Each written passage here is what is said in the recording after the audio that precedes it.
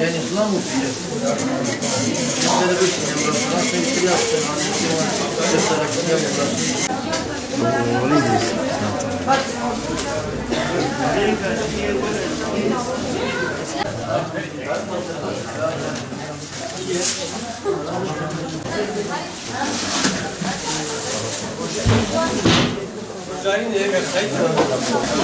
Şu anda bu 15 gündür Suriyelilere yardımlarımız devam ediyor.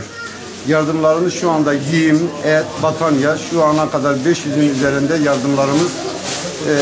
yardımda bulunmuşuz ve yardımlarımız şu anda da devam etmektedir. Bu konuda biz Batman'daki bütün hayırseverlerden yardımlarını bekliyoruz. Yani Suriyelilerin durumlarını onlar da en az bizim kadar biliyorlar.